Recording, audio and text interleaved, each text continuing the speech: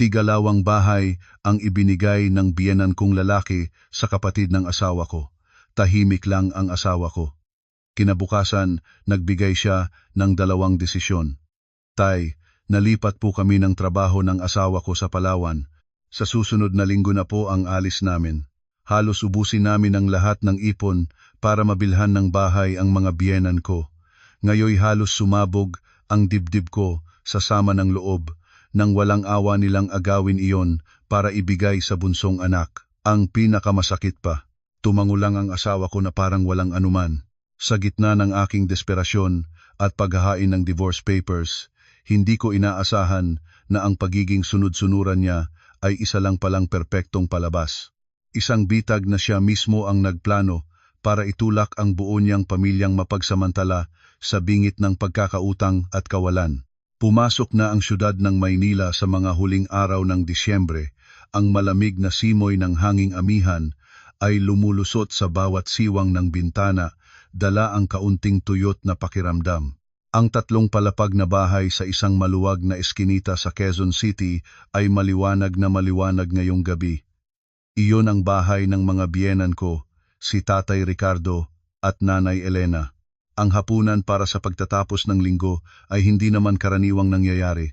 Kaninang hapon, habang abala kami ng asawa kong si Paulo sa pagtatapos ng mga dokumento para sa aming research sa bagong uri ng palay sa Pambansang Instituto ng Agrikultura, biglang tumawag ang biyenan kong lalaki. Ang boses niya ay may autoridad at tiyak. Inuutusan kaming mag-asawa na umuwi para sa hapunan.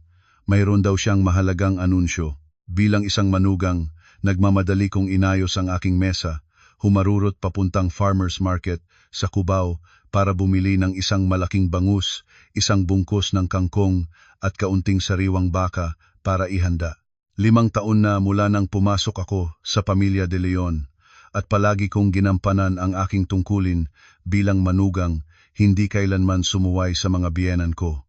2 oras akong nagkukumahog sa kusina. Ang usok ay nagpapahapdi sa aking mga mata, pero sa isip ko, baka may magandang balita ang pamilya. Inihain ng masaganang hapunan, ang umuusok na sabaw ng sinigang ay nagbibigay init sa malamig na panahon.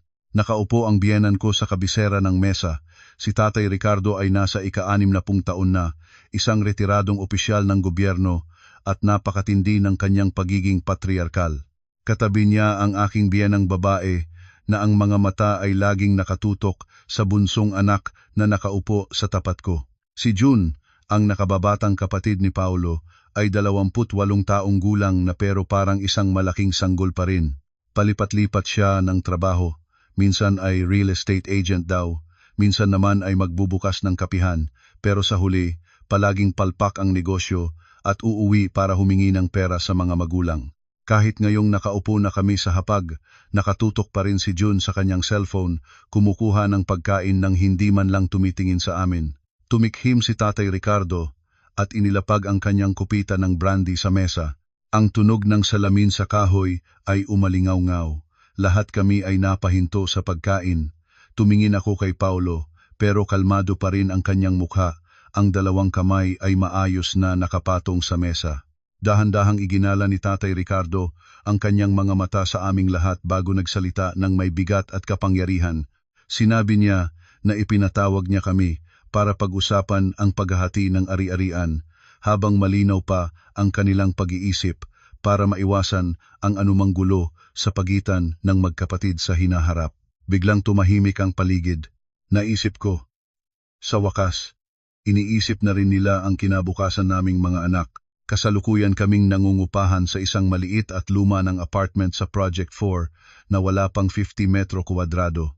Kung bibigyan kami ng mga magulang niya ng kaunting puhunan, mangungutang pa kami para makabili ng isang maliit na kondo para magkaroon ng sariling bahay at makapaghanda sa pagbuo ng pamilya.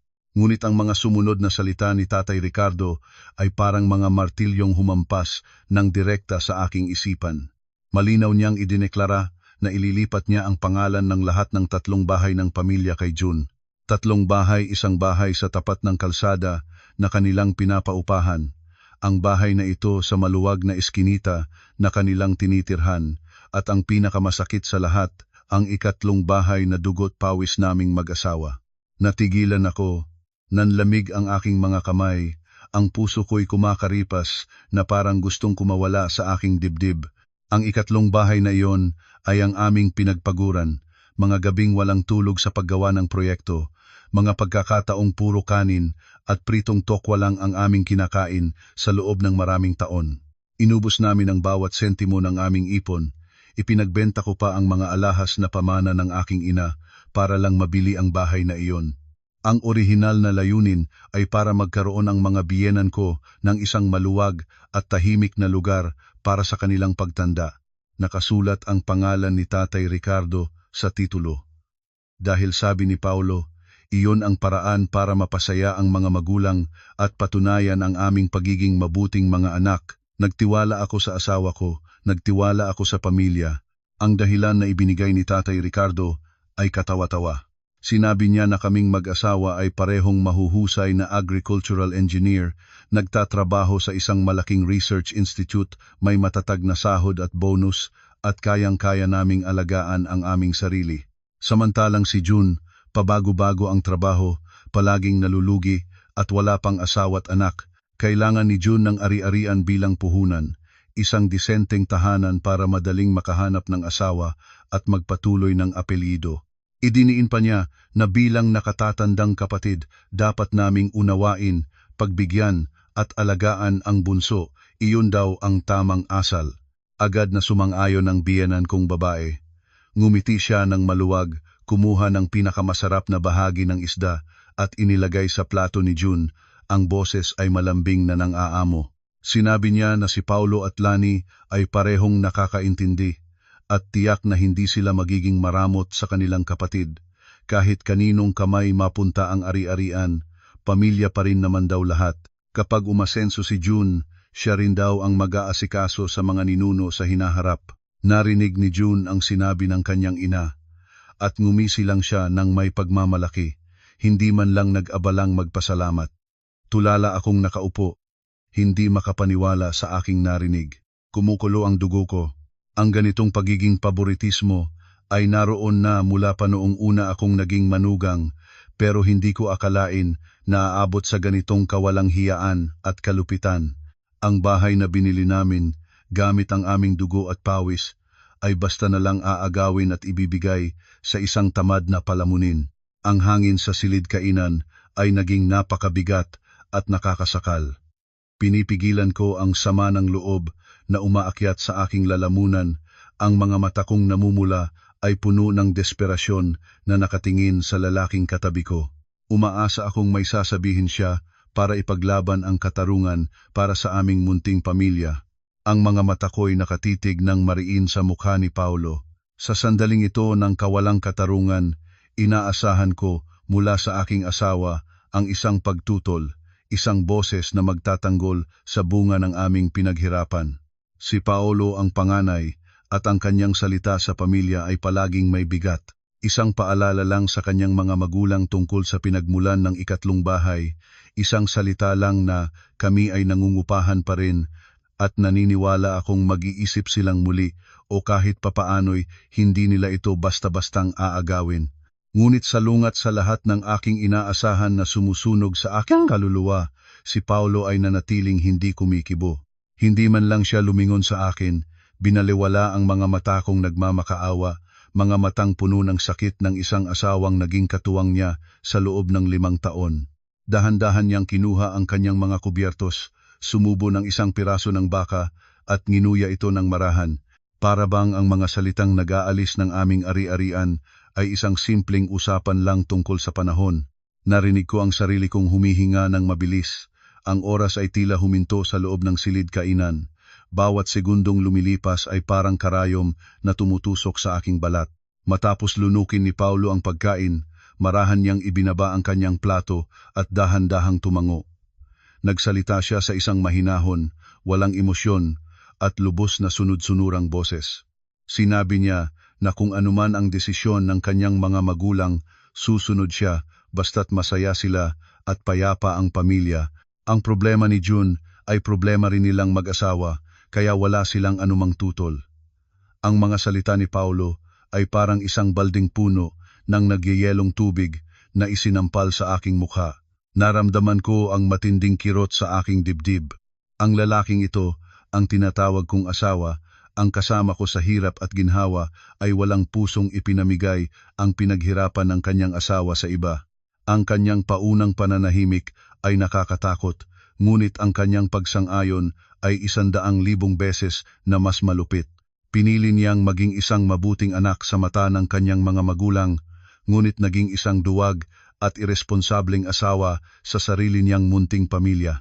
Nang marinig ni Nanay Elena ang sinabi ng panganay niyang anak, bigla siyang sumigla. Ngumiti siya nang halos mapapikit ang mga mata. Walang tigil na pinupuri si Paulo bilang isang responsableng kapatid na inuuna ang kapakanan ng buong pamilya. Sinabi niya na dapat magpasalamat si June sa kanyang kuya at ate sa hinaharap, na kahit isang pirasong kanin ay huwag kalimutan ang kanilang sakripisyo. Noon lang itinaas ni June ang kanyang mukha mula sa cellphone, ngumunguya pa rin at ngumisi. Nagbitaw siya ng isang kaswal na komento, sinasabing mayaman naman si Kuya Paulo, maraming pera. Ang ilang bahay na ito ay maliit na bagay lang para sa kanila. Ituring na lang daw na puhunan para sa kanyang pagsisimula. Pag yumaman daw siya, ibabalik niya ito ng 10 beses. Ang mga walang laman at mapagkunwaring salita na lumilipad sa hapagkainan ay nagpaduwal sa akin. Nagpapalabas sila ng isang dula ng isang masaya at nagmamahalang pamilya, ngunit sa katotohanan, sila ay nagkakaisa para sipsipin ang dugo naming mag-asawa. Alam na alam nila kung gaano kami nagtitipid. Si Paulo ay nagtatrabaho sa research at ako rin ay maghapon sa laboratorio. Hindi kalakihan ang sahod sa gobyerno, kaya tumatanggap kami ng sandamakmak na proyektong panlabas, nagpupuyat sa pagsasalin ng mga technical documents para kumita ng dagdag. Ang jacket na suot ko ay may sira na sa manggas. Ang sapatos ni Paulo ay pudpud na ang takong, ngunit hindi niya magawang palitan, lahat dahil sa layuning masuportahan ang aming mga pamilya. Ngunit ano ang kapalit ng sakripisyong iyon? Pambabastos at lantarang pagsasamantala lamang. Nandoon pa rin si Paulo, nakayuko at kumakain. Paminsan-minsan ay naglalagay ng pagkain sa plato ng kanyang ina at kapatid. Ang kanyang kahinahunan ay nagpanginig sa aking likod. Napagtanto ko ang isang mapait na katotohanan.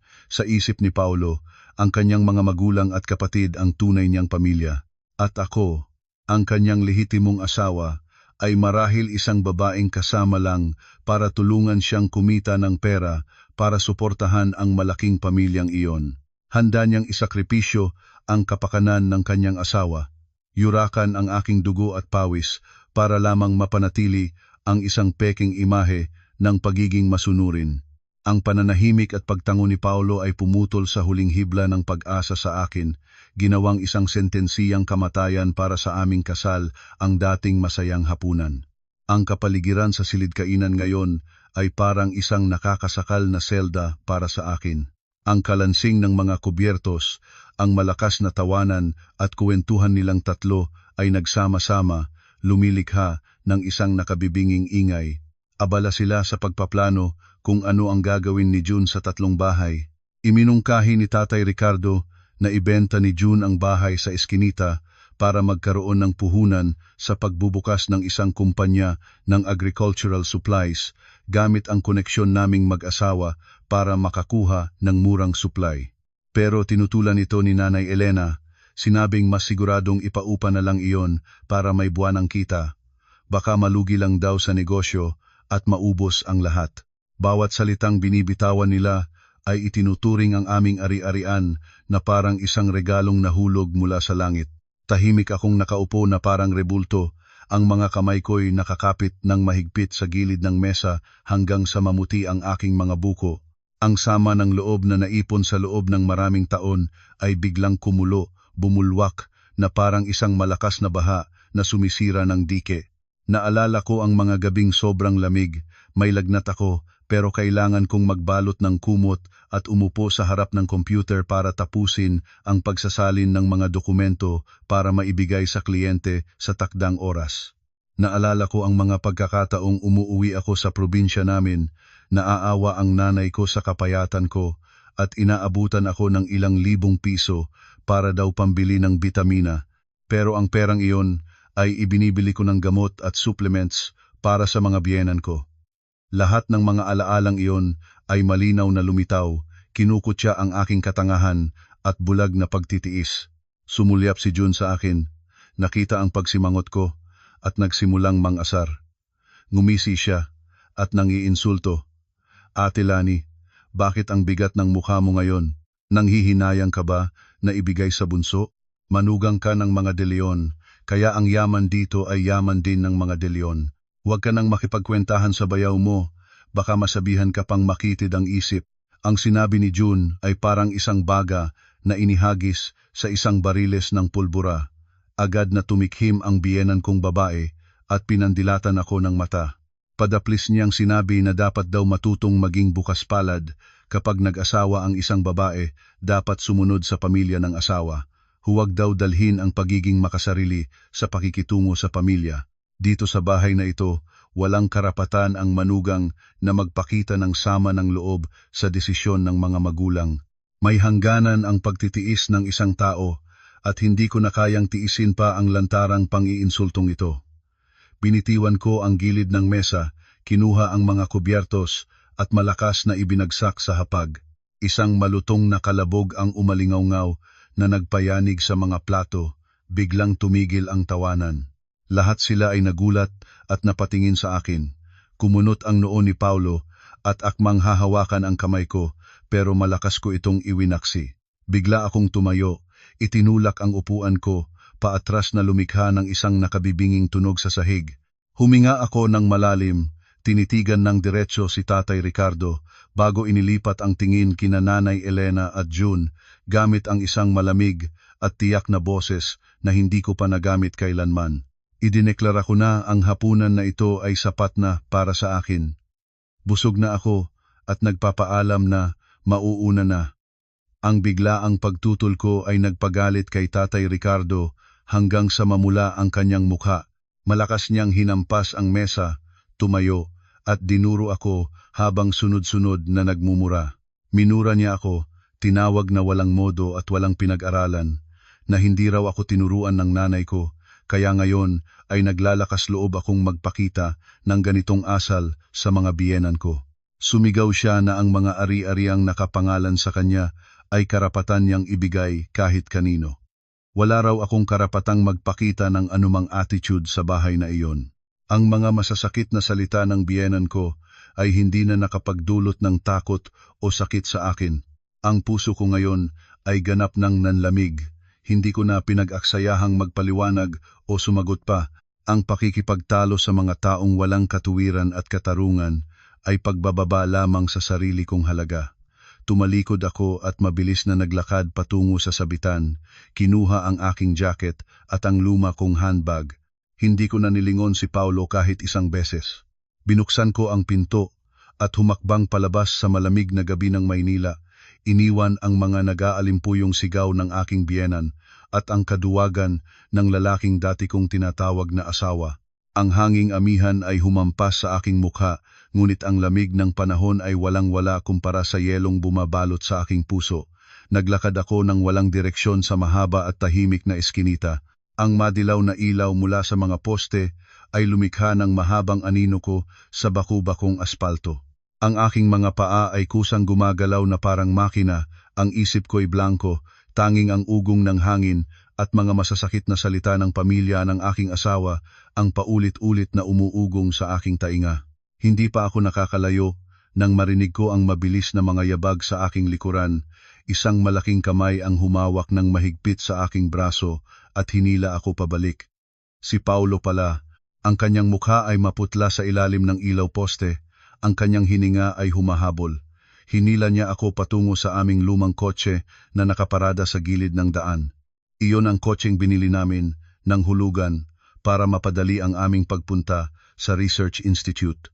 Binuksan niya ang pinto, itinulak ako sa upuan ng pasahero at mabilis na umikot sa driver's seat. Ang malakas na pagsara ng pinto ay nagkulong sa aming dalawa sa isang masikip, nakakasakal at tensyonadong espasyo. Pinaandar ni Paulo ang makina, Binuksan ang heater at kumalat ang init ngunit hindi nito napawi ang lamig sa pagitan naming dalawa. Minaneho niya ang kotse palabas ng eskinita, sumabay sa bihirang daloy ng sasakyan sa hating gabi. Sa isang mahabang kahabaan ng daan, walang nagsalita. Ang ugong ng makina ay parang pigil na hikbi ng isang pagsasamang nasa bingit ng pagwawakas. Hindi ko na matiis ang nakamamatay na katahimikan. Hinarap ko si Paulo. Tinanong ko siya sa isang nanginginig ngunit puno ng galit na boses. Tinanong ko siya kung itinuturing pa niya akong asawa niya. Tinanong ko siya kung bakit, noong inanunsyo ng mga magulang niya ang pagnanakaw sa aming pinaghirapan, ay nagawa niyang yumuko, kumain, at tumango na lang na parang aso. Alam ba niya na kinukonsinti niya ang kasakiman ng kanyang pamilya na niyuyurakan ang dugo at pawis ng sarili niyang asawa? Mahigpit na hinawakan ni Paulo ang manibela, ang kanyang mga mata ay nakatutok sa daan, nagtiim ang kanyang bagang, at nagsalita sa isang pagod na boses. Pwede ba, Lani, huwag ka nang gumawa ng eskandalo. Matatanda na sina nanay at tatay, hindi na natin alam kung gaano katagal pa sila dito para pag-awayan pa yan. Ang ari-arian ay napunta kay June, pero pamilya pa rin naman. Ako ang panganay, hindi ako pwedeng maging makitid ang isip. Kailangan kong gampanan ang pagiging anak. Pakiusap, Lani, magtiis ka na lang muna para sa kapayapaan ng pamilya. Pagiging anak? Na naman? Ngumiti ako ng mapait. Ang mga luha ay kusang tumulo sa aking pisngi. Kinuwestiyon ko ang kanyang bulag na kahulugan ng pagiging isang mabuting anak. Ang pagiging mabuting anak ba ay hayaan ang mga magulang na agawin ang ari-arian ng mag-asawa para suportahan ang isang kapatid na 28 taong gulang, malakas ngunit tamad? Ang pagiging mabuting anak ba ay hayaan ang asawa na danasin ang pang-aalipusta ng buong pamilya ng asawa nang hindi man lang ipinagtatanggol? Tinanong ko siya kung nasaan ang kanyang responsibilidad bilang asawa o marunong lang siyang maging isang masunuring anak ng kanyang mga magulang. Ipinaalala ko sa kanya ang mga araw na kami ay nagmamahalan pa. Noong panahong iyon, nangako siya ng buwan at mga bituin na palagi niya akong poprotektahan sa anumang unos. Binaliwala ko ang mga payo ng aking mga kaibigan tungkol sa isang komplikadong pamilya at nagpasya akong pakasalan siya dahil naniniwala ako sa kanyang pagkatao at pagmamahal. Ngunit ngayong gabi, siya mismo ang sumira sa tiwalang iyon. Kinunsinti niya ang walang awang pagsasamantala ng kanyang pamilya. Ginawa akong isang kasangkapan para kumita ng pera na natiling tahimik si Paolo. Ang kanyang matagal na pananahimik sa masikip na espasyo ng kotse ay parang isang matalim na kutsilyo na humihiwa sa aking nagdurugong puso. Wala siyang masabi para magpaliwanag, wala rin siyang lakas ng loob na harapin ang katotohanan. Habang binabagtas namin ang EDSA, ang mga ilaw ng kalsada ay mabilis na dumadaan sa bintana, nagbibigay liwanag sa kanyang matipunong ngunit walang buhay na mukha. Lumingon ako sa labas ng bintana, hinayaan ang mga luhang dumaloy sa dilim. Ang pananahimik ni Paulo ngayong gabi ay nag-alis ng huling katiting na respeto ko para sa kanya. Itinulak ang aming pagsasama sa bingit ng tuluyang pagguho. Huminto ang kotse sa harap ng isang luma at 5 palapag na apartment building sa Project 4 Quezon City. Dito kami nangungupahan sa loob ng 5 taon mula nang kami ay ikasal. Ang mga naninilaw at nababakbak na pader, ang madilim at mamasa-masang sementadong hagdanan na amoy basura. Ang kahabag-habag na tanawing ito ay isang malaking kabalintunaan kapag inihambing sa napakalaking yaman na binubuo ng 3 mamahaling bahay na bukas palad na ipinamigay ng aking mga biyenan sa kanilang bunsong anak. Bumaba ako ng kotse, mabilis na umakyat sa hagdan, iniwan si Paulo na tahimik na sumusunod habang bitbit ang aking bag. Binuksan ko ang pinto at pumasok sa aming apartment na may sukat na 50 metro kuwadrado. Sumalubong sa akin ang pamilyar na amoy ng amag. Ang mga gamit sa loob ay napakasimple. Isang murang set ng mesa at upuan na gawa sa plywood, isang lumang modelo ng telebisyon at isang sulok ng trabaho na puno ng mga papel mula sa aming pananaliksik sa agrikultura. Ibinalibag ko ang aking bag sa sofa, ramdam ko ang pagkaubos ng lahat ng lakas sa aking katawan. Pumasok si Paulo, maingat na isinara ang pinto. Nakatayo siyang nakatingin sa akin, ang mukha ay puno ng pag-aalinlangan at pagod. Tahimik ang paligid, tanging ang tunog ng tiktak ng orasan sa dingding ang maririnig. Ang huling hibla ng aking pagpipigil ay tuluyang bumigay. Bigla akong tumayo at sumabog sa isang galit na hindi ko pa naranasan. Napahagulgol ako. Ang boses ko'y basag dahil sa sakit at sama ng loob. Itinuro ko ang mga lumang gamit sa bahay, sumisigaw, "Nakikita mo ba ang buhay natin ngayon, Paolo? 5 taon tayong kasal, pero ni isang araw hindi ako nabuhay ng komportable. Ang ibang babae, pagkatapos mag-asawa, nakakabili ng magagandang damit, nakakapagbakasyon. Pero ako, paulit-ulit kong isinusuot ang mga office attire na tinahi 3 taon na ang nakalipas.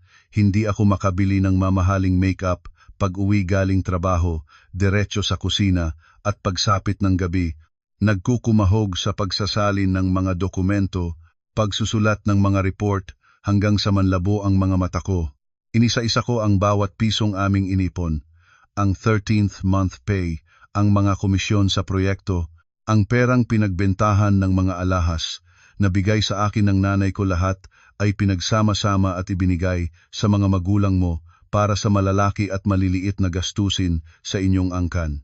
Ang rurok nito ay ang napakalaking halaga para bilhin ang ikatlong bahay na iyon. Kumakain kami ng instant noodles buwan-buwan, nagtitipid sa pagkain at damit para lang mabayaran ang utang sa bangko bago ang takdang oras. Ginawa ko ang lahat ng iyon dahil itinuring ko silang pamilya. Gusto kong maging isang mabuting manugang para maipagmalaki ako ng asawa ko. Pero ano ang nakuha ko bilang kapalit? Itinuring nila akong isang tagalabas, isang nakikitira. Mas masahol pa, itinuring nila akong isang hindi napapagod na makina ng pera. Kapag kailangan nila ng pera, tatawag sila ng napakatamis. Kapag nakuha na nila ang gusto nila, handa nila akong itapon palabas ng pamilya, dalhin ang aking dugo at pawis para pagsilbihan ang isang palamunin.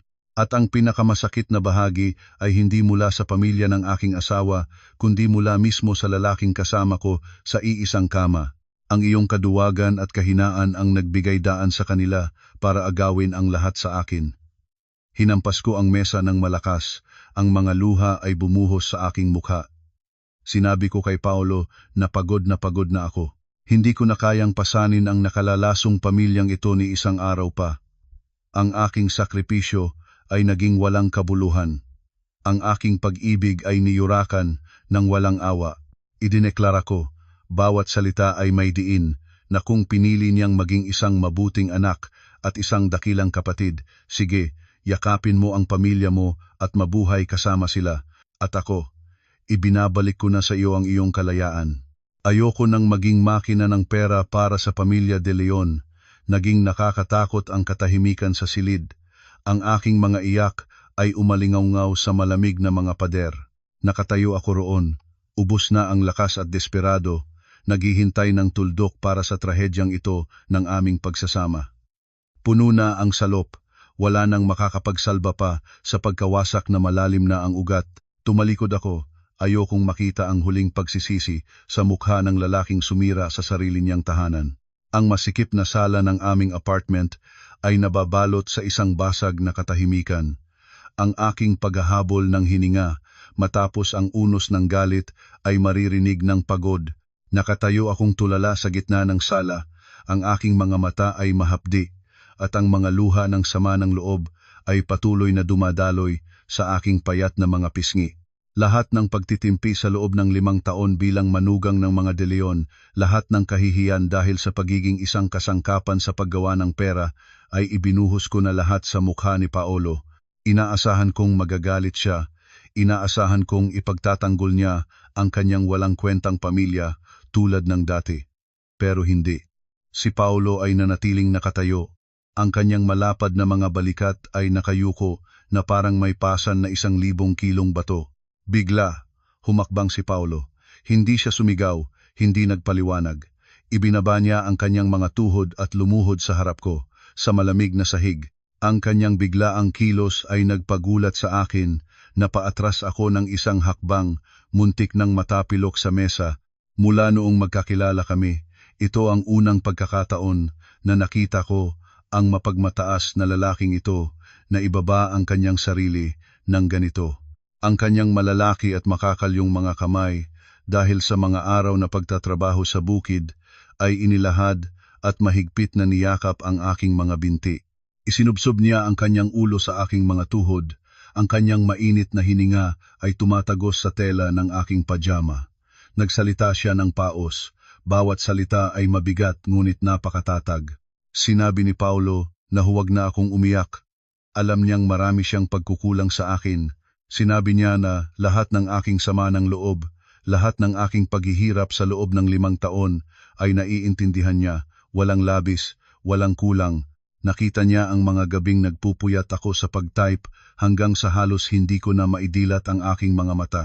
Nasasaktan siya kapag nakikita niya akong nagtitipid sa pagkain at damit para lang maibigay ang masasarap na pagkain sa kanyang mga magulang at kapatid.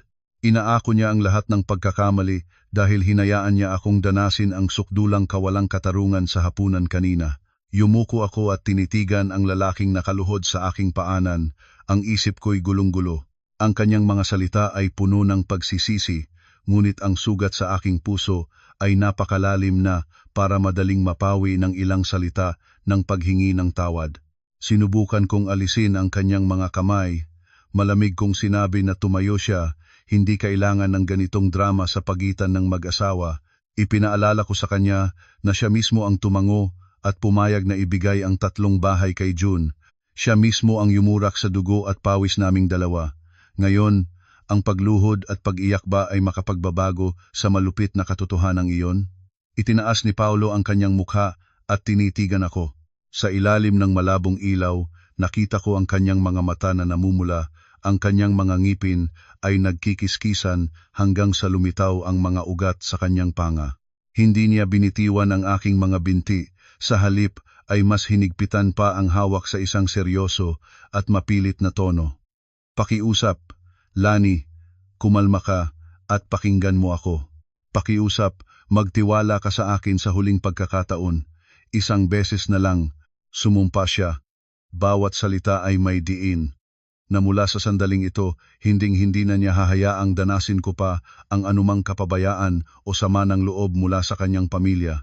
Sinabi niya na may paraan siya para ayusin ang lahat, ngunit sa ngayon, kailangan niya ang aking lubos na pananahimik at pakikipagtulungan. Natigilan ako sa kakaibang kilos ng aking asawa. Ang kanyang panunumpa ay umalingaw-ngaw sa masikip na espasyo, tumama sa mamasang pader at bumalik sa aking isipan. Isang lalaking laging pinahahalagahan ang pagiging masunurin sa magulang, laging sumusunod kay Tatay Ricardo, ay nangangakong ipagtatanggol ako laban sa kanyang pamilya. Ang kanyang mga mata ngayon ay walang bakas ng kahinaan o pag-iwas. Sa halip ay may isang malamig at matalas na kislap, isang determinasyon na nakakatakot na para bang may isang malaking plano siyang niluluto sa kanyang isipan. Nakatayo akong tahimik habang yakap niya ako.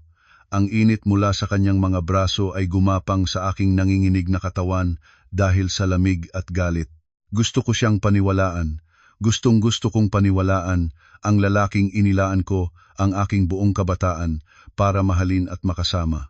Ngunit ang mga sugat na sariwa pa ay napakasakit na ginagawang marupok ang aking tiwala. Bumuntong hininga ako ng malalim, sinabi sa kanya na ubos na ang aking pasensya. Bibigyan ko siya ng huling pagkakataong ito, hindi dahil sa kahinaan, kundi dahil gusto kong makita kung gaano kahalaga ang salitang tiwala na kanyang sinabi. Dahan-dahang tumayo si Paulo, niyakap ako ng mahigpit. Noong gabing iyon, sa dilim ng lumang apartment, magkayakap kaming hindi makatulog. Isang malaking bagyo ang tahimik na namumuo, handang walisin ang lahat ng peking kaayusan sa pamilya de Leon. Ang gabi sa lumang apartment sa Project 4 ay lumipas ng mabigat. Ang huni ng mga kulisap sa labas ay humahalo sa sipol ng hanging amihan na lumulusot sa mga siwang ng bintana na nagdudulot ng kakaibang lungkot. Nakahiga akong nakatalikod sa dingding, dilat ang mga mata sa dilim. Ang isip ko'y parang isang napiit na kwerdas ng gitara. Ang panunumpa ni Paulo kagabi ay paulit-ulit na naglalaro sa aking isipan. Ano ang binabalak niya? Bakit niya hinayaang agawin ng kanyang mga magulang ang aming ari-arian ng ganoon kadali, tapos ay uuwi at hihilingin ang aking tiwala? Sampu-sampung tanong ang bumabagabag sa akin, kahalo ng walang hanggang sakit sa puso tuwing naiisip ko ang bahay na aming pinagpaguran na napunta sa kamay ng iba. Sa tabi ko, hindi rin mapakali si Paulo. Ang kanyang mabibigat na buntong hininga ay paminsan-minsan maririnig. Walang nagsasalita sa aming dalawa. Pareho kaming gising hanggang sa ang kulay abong liwanag ng umaga ay tumagos sa siwang ng kurtina. Kinaumagahan, nagising ako na masakit ang ulo at may itim na bilog sa ilalim ng aking mga mata. Tamad akong bumangon, nagsipilyo, naghilamos at inilabas ang aking lumang motorsiklo. Mag-ingat ka sa pagpasok, Lani, habilin ni Paulo.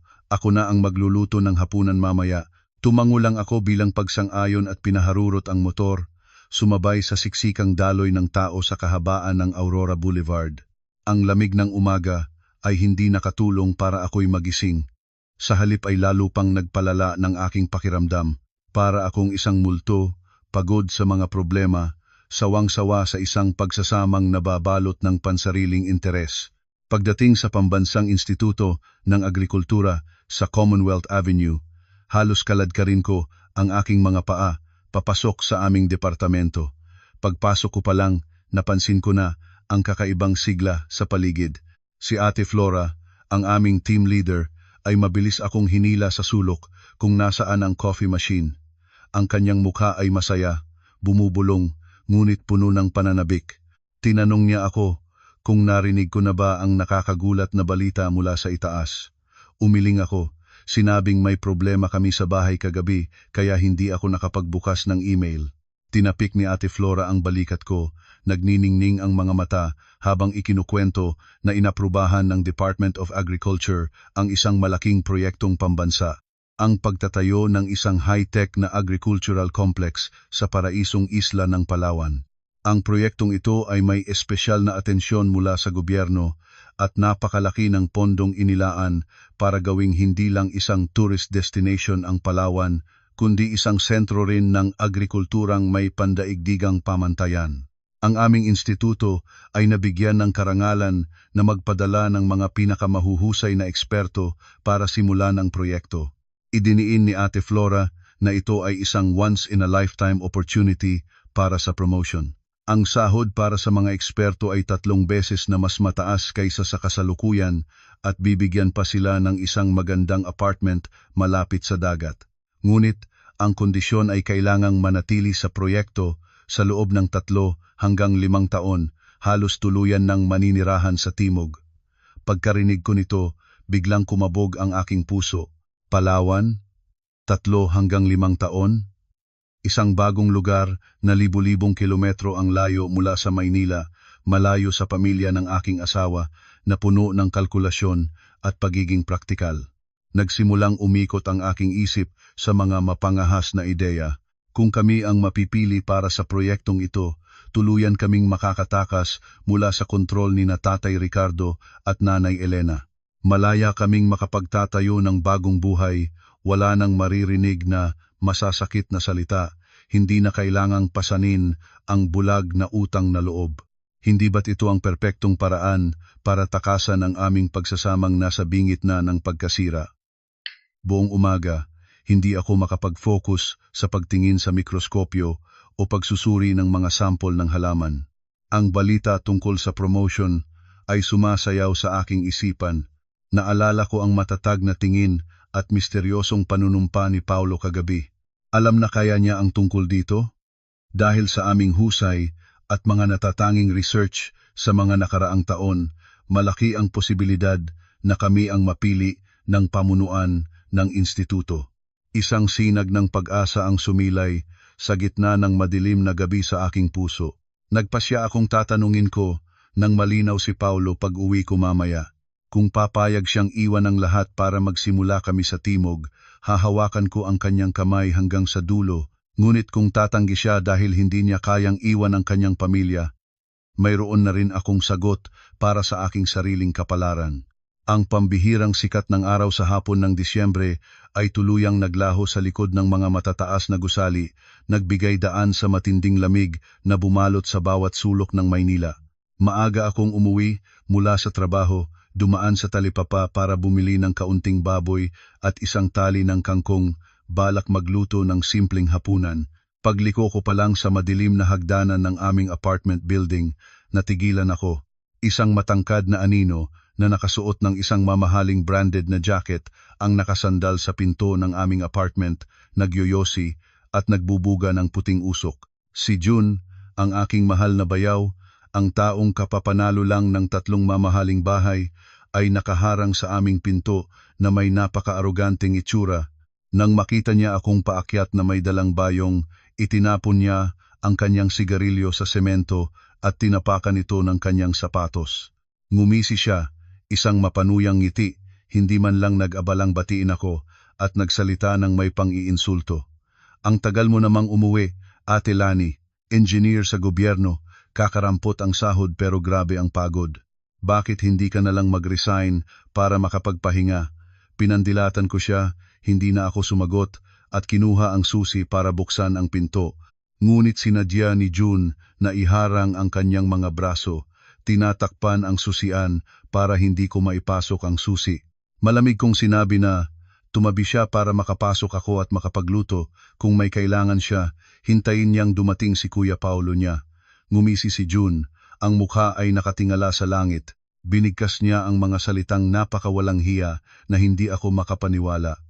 Sinabi ni June na hindi siya naparito para kamustahin kami, kundi para pag-usapan ang isang malaking negosyo. Nailipat na raw ni nanay at tatay ang pangalan ng 3 bahay sa kanya. Kumpleto na raw ang mga legal na dokumento. Mula ngayon, siya na raw ang boss. Ngunit ang bahay daw sa eskinita ay masyadong luma at ang commercial space sa kabilang property ay kailangan ng total renovation para gawing showroom ng agricultural supplies. Sa kanyang kalkulasyon, ang gastos sa renovation at paunang inventaryo ay aabot sa halos 1 milyong piso. Napatanga ako, mahigpit na hawak ang mga susi. Nagpatuloy si June sa kanyang mga walang pakundangang salita. Sinabi niya na si Kuya Paolo ang panganay, maraming pera at maraming koneksyon sa instituto. Kung ipinagkatiwala ng mga magulang ang ari-arian sa bunso, responsibilidad daw ng nakatatanda na suportahan ang kanyang negosyo. Inuutusan niya kaming mag-asawa na mag-withdraw agad ng 1 milyong piso mula sa aming savings account at ipahiram sa kanya. Pahiram daw, pero nilinaw na niya na kapag kumita na siya, saka lang siya magbabayad. Kung malugi, ituring na lang daw na share namin sa pagtulong sa kapatid na makaahon. Ang kanyang kakapalan ng mukha ay nagpatahimik sa akin. Katawa-tawa. Isang taong kagnanakaw lang ng aming pinaghirapan ay may lakas ng loob na pumunta sa aming sira-sirang apartment para humingi pa ng natitira naming kakarampot na ipon. Ang 1 milyong pisong iyon ay ang perang inilaan ko para sa aming pag-anak, ang perang pang-emergency kung kami ay magkakasakit, ang perang may kasamang dugo at luha naming mag-asawa. Pero sa mata ng palamuning ito ay isang maliit na halaga lamang na obligadong ibigay namin para gampanan ang aming tungkulin sa pamilya. Umatras ako ng isang hakbang, tinitigan ang kanyang mapanuyang mukha at naramdaman ko ang pandidiri na kumukulo sa aking tiyan. Ang kasakiman ng taong ito ay lumampas na sa lahat ng hangganan ng moralidad. Itinuturing niyang natural lang ang aming sakripisyo, itinuturing ang aming yaman na parang isang minahan ng ginto na hindi nauubos. Habang nakatayo sa labas ng aming pinto, ang galit na pinigilan ko kagabi ay muling sumiklab. Handa ko nang sabihin sa walang hiyang taong ito ang pinakamasasakit na salitang maiisip ko. Umakyat ang galit sa aking ulo, ibinagsak ko ang bayong sa sahig, hinayaan ang mga kangkong na magkalat sa maruming semento. Dinuro ko si June, nanlilisik ang mga mata at sumigaw, "Wala ka bang hiya? Palamunin. Malaki ka na, 28 taong gulang, pero imbes na maghanap ng matinong trabaho, umaasa ka pa rin sa amin."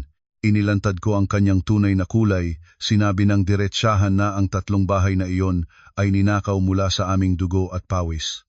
Hindi ba siya nabubulunan habang nilulunok iyon, at ngayon ay may lakas pa siyang humingi ng 1 milyon? Madiin kong sinabi na ang perang pinaghirapan ko ay para sa aking kinabukasan, hindi para itapon sa isang walang dayang balon ng isang tamad at walang silbing tao. Dahil sa diretsahan kong panenermon, biglang nag-iba ang anyo ng mapanuyang mukha ni June. Namula siya, nanlaki ang mga mata, at dinuro rin ako. Ang kanyang pagiging siga na dati nakatago ay tuluyan ng lumabas. Nagngalit ang kanyang mga ngipin at sumigaw siya ng mga panlalait. Tinawag niya akong isang masamang babae, makwenta at nagmamarunong sa kanyang bayaw. Ginamit niya ang pinakamasasakit na salita para insultuhin ako. Sinabi ni June na ako ay isang dayo lang na nagpakasal sa pamilya de Leon. Manugang daw ako, pero sa totoo lang, isa lang akong bisitang nakikitira na umaasa sa kabutihang loob ng kanyang mga magulang. Idiniin niya na, sa bahay na iyon, ang boses ko ay walang halaga kumpara sa kanya. Ang yaman ng mga De Leon ay para sa mga De Leon, wala kang karapatang magreklamo. Ang mga salitang bisitang nakikitira ay parang dalawang matalim na punyal na tumusok sa aking nagdurugong puso. 5 taon kong ibinuhos ang lahat para sa pamilyang ito, para lang sa huli, sa kanilang mga mata, ako ay isang estranghero pa rin, isang bisitang pinagsamantalahan. Sakto noong nasa kasukdulan ang aming pag-aaway, may mga mabibigat na yabag na narinig mula sa hagdanan. Dumating si Paulo, dala ang kanyang briefcase, mukhang pagod. Nang makita ko ang aking asawa, inakala kong magwawala siya, nasusugurin niya at ipagtatanggol ang kanyang asawa na iniinsulto ng sarili niyang kapatid. Tumingin ako sa kanya na may sukdulang pag-asa, ngunit muli binigo niya ako. Lumapit siya sa pagitan namin ni June. Imbes na sampalin ang bastos na kapatid o kahit man lang sigawan na humingi ng tawad sa akin, tinapik pa niya si June sa balikat. "June, kumalma ka," sabi niya. "Magkakapatid tayo, huwag tayong magsigawan dito, baka marinig pa tayo ng mga kapitbahay." Sinabihan ni Paulo si June na umuwi na muna at magpahinga. Tungkol naman sa 1,000,000 piso, narinig na raw niya. Pag-iisipan niya ngayong gabi, at bukas ay magbibigay siya ng opisyal na sagot sa kanilang mga magulang at kay June. Nang marinig ito ni June, nagkaroon siya ng isang mapagmataas na ngiti. Itinaas niya ang kanyang baba at tiningnan ako.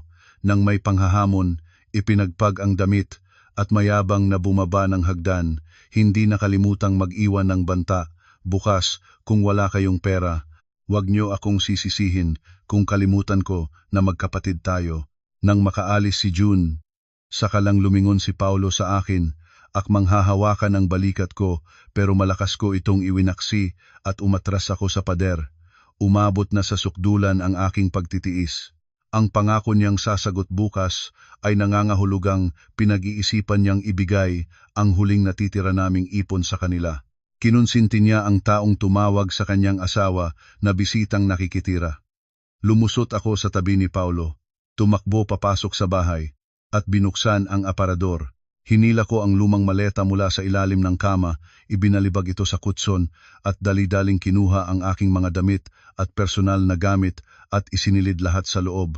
Natarantang sumunod si Paulo, mahigpit na hinawakan ang aking kamay. Tinanong niya ako kung anong kabaliwan ang ginagawa ko. Nagpumiglas ako para makawala sa kanyang mga kamay, sumisigaw sa gitna ng desperasyon. Sinabi ko sa kanya na pagod na ako sa pag-arte niya bilang isang mabuting anak. Ayoko nang makasama ang isang lalaking duwag na hindi kayang ipagtanggol ang sarili niyang asawa. Malinaw kong idineklara na dito na nagtatapos ang lahat. Bukas na bukas, isusumiti ko ang aming divorce papers sa korte. Wala akong kailangan na anumang ari-arian. Maghahanap ako ng ibang lugar kung saan ako pwedeng makitira at iiwan ko na ang entablado para sa pamilya niya.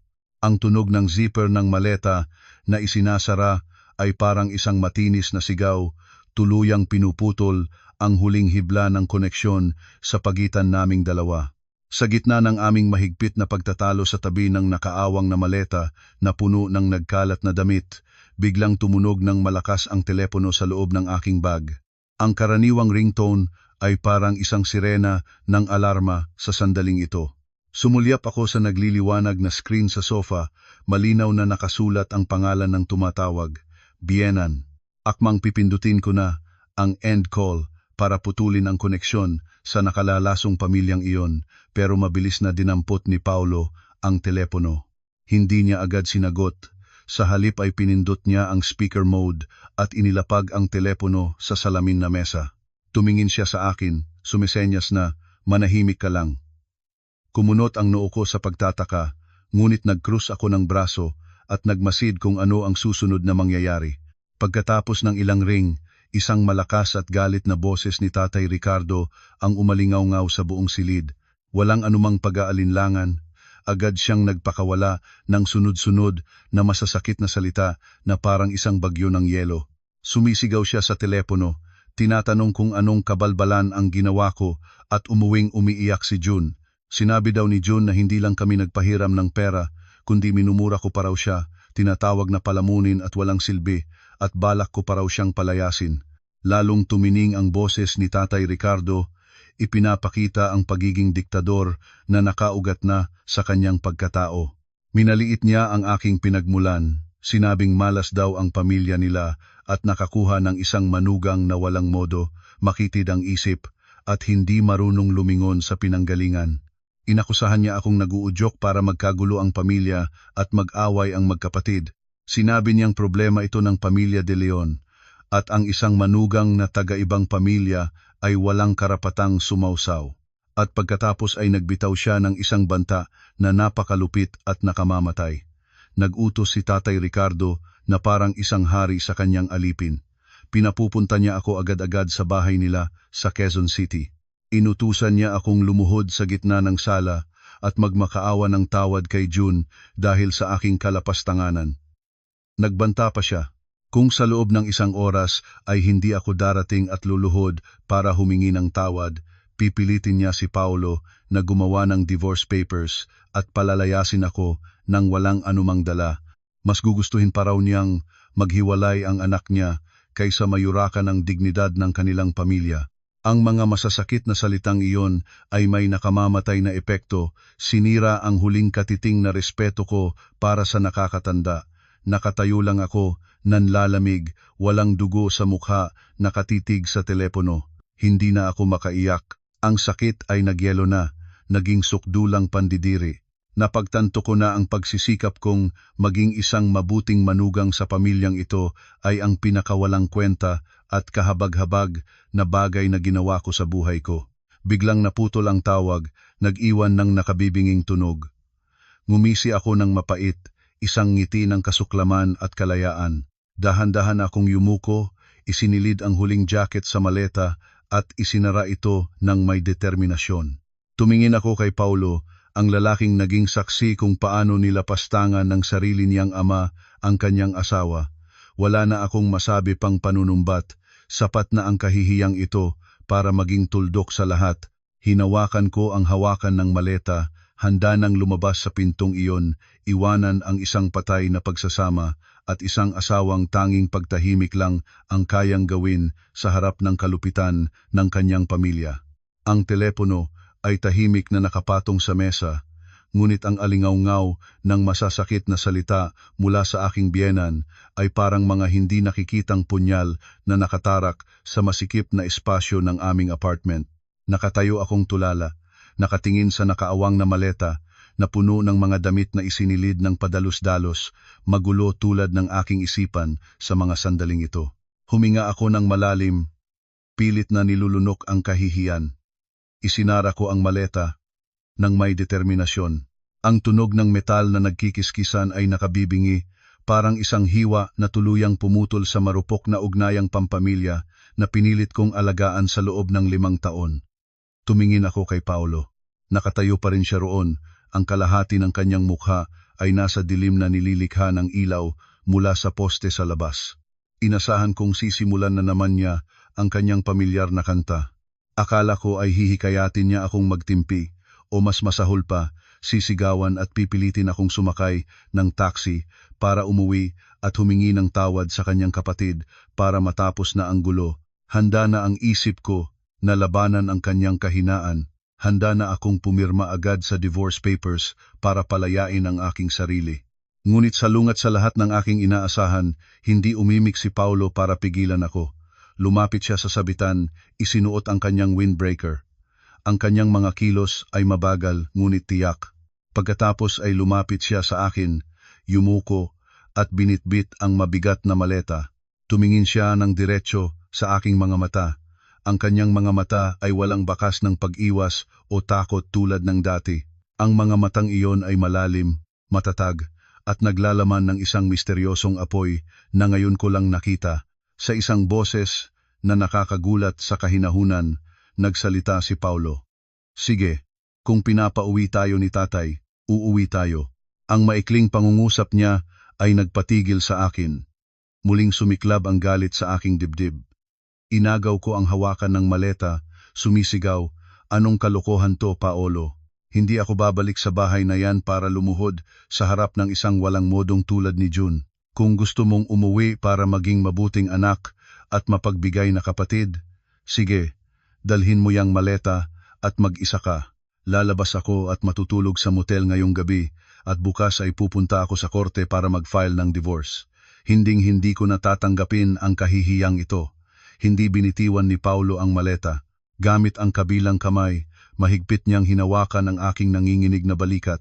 Ang kanyang kamay ay nagpiga ng mariin, nagpapadala ng kakaibang init sa aking katawan. Ibinaba niya ang kanyang boses, naging seryoso at mapilit. Ipinaalala niya ang kanyang panunumpa kagabi. Lani, tandaan mo ang sinabi ko. Bigyan mo ako ng huling pagkakataon at magtiwala ka sa akin ng lubusan.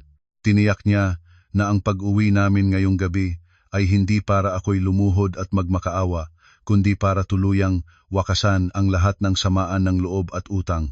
Ipinangako niya sa kanyang dangal na basta't makikipagtulungan ako, mananahimik at sasama sa kanya pagkatapos ng gabing ito.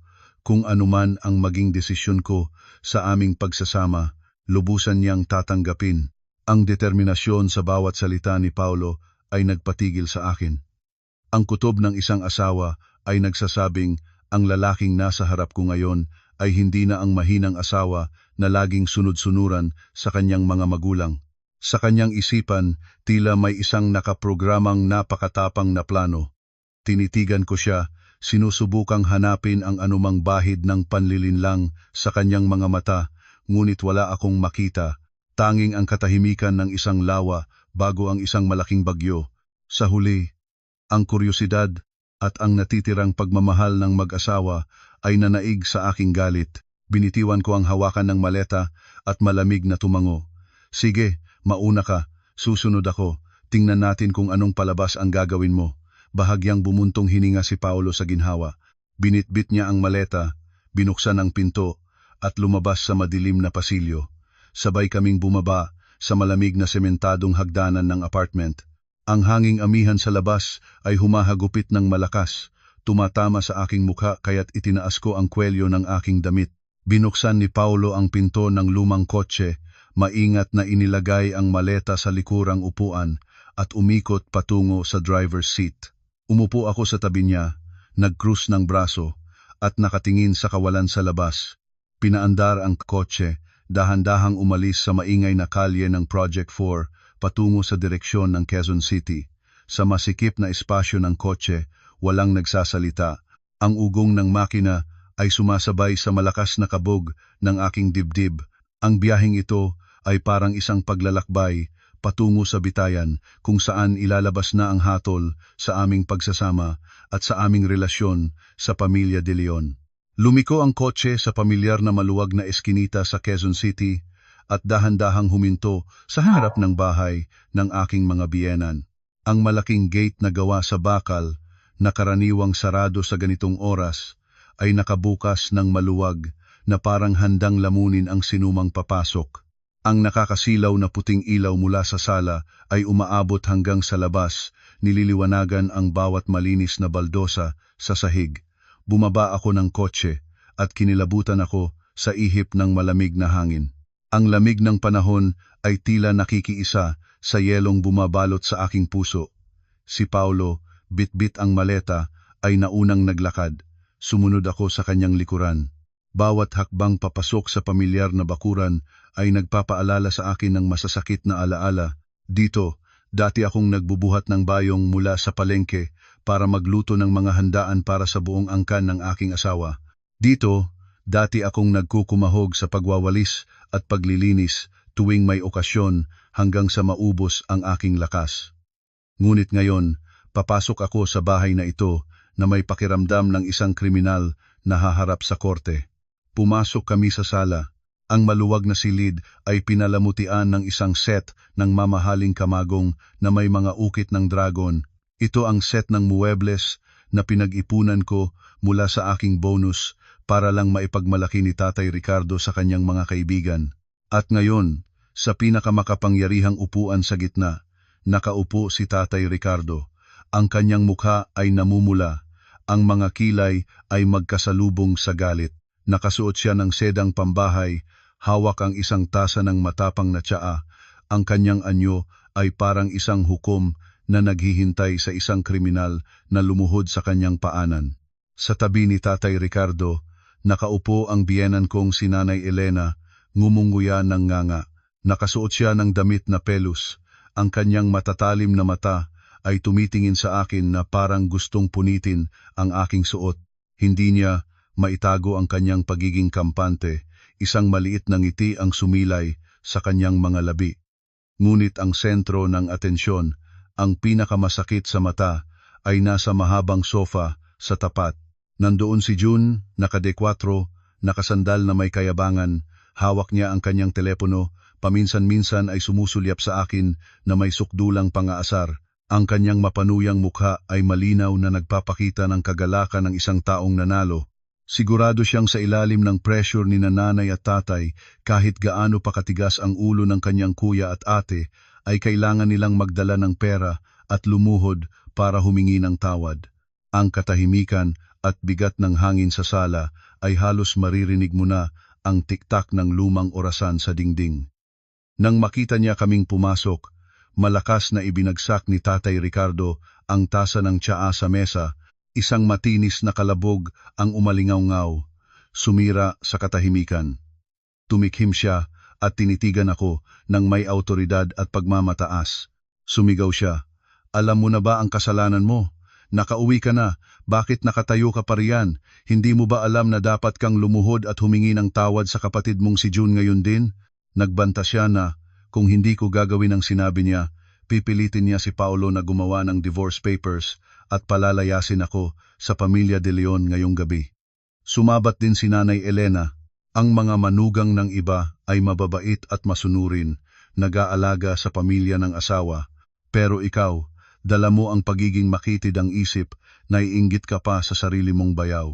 Ang kanyang matinis na boses ay puno ng paninisi, sinasabing malas ang pamilya nila na magkaroon ng isang manugang na tulad ko.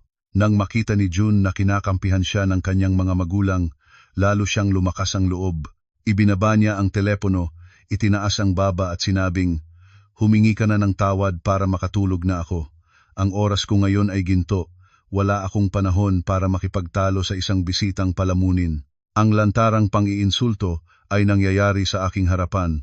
Kumukulo ang dugo sa aking ulo, ang aking mga kamay ay nakakuyom ng mahigpit hanggang sa bumaon ang aking mga kuko sa aking palad.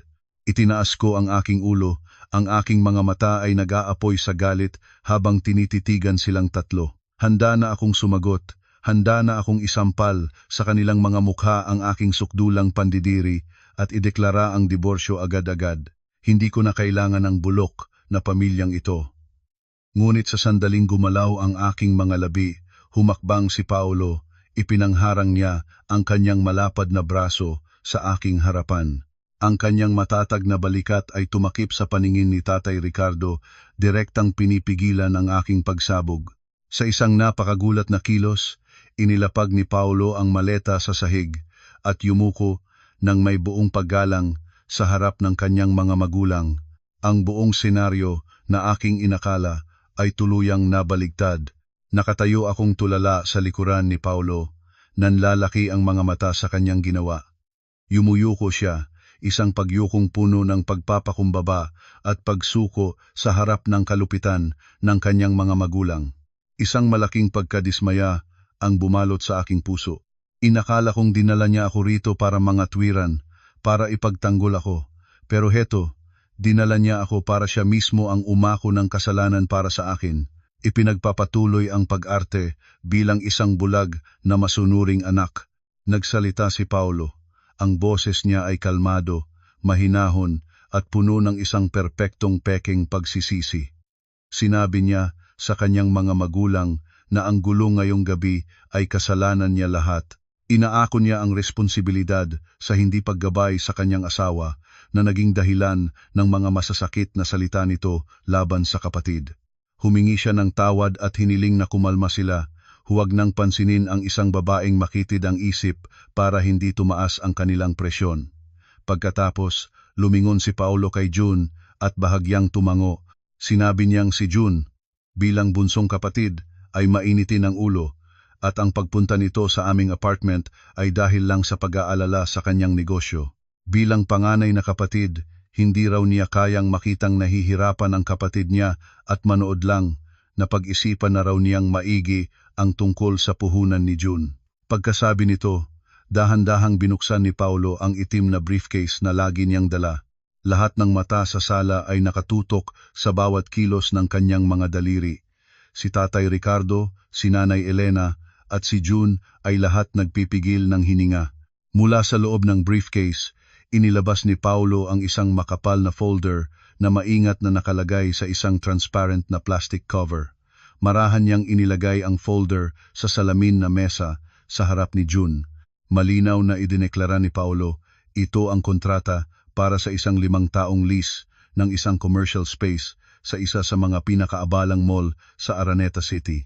Ipinaliwanag niya na kahit maluwag ang bahay sa eskinita, hindi maganda ang lokasyon para sa isang malaking showroom ng agricultural supplies. Kaya humingi siya ng tulong sa kanyang mga kaibigan para hanapin at ayusin ang pag-upa sa espasyong ito para kay June. Ang kontrata ay handa na, kasama ang mga paborableng kondisyon. Naghihintay na lang na dalhin ni June ang kanyang mga dokumento para pumirma at tanggapin ang lugar. At higit pa roon, tungkol sa 1,000,000 pisong hinihingi ni June, nangako si Paulo na aayusin niya ang lahat at direktang idedeposito sa account ni June bilang puhunan sa negosyo. Ang deklarasyon ni Paulo ay parang isang bombang puno ng ginto na bumagsak sa sala. Ang katahimikan ay biglang sinundan ng isang malakas na pagsabog ng kagalakan. Para siyang isang gutom na hayop na nakahuli ng biktima, dinambahan ni June ang folder. Binuklat niya ang bawat pahina na may nagniningning na mga mata. Ang kanyang ngiti ay abot hanggang tenga. Walang tigil siyang humanga sa ganda at strategic na lokasyon ng pwesto. Si Nanay Elena, sa sobrang tuwa, ay nabitawan ang nganga na hawak niya. Ngumiti siya ng halos mapapikit.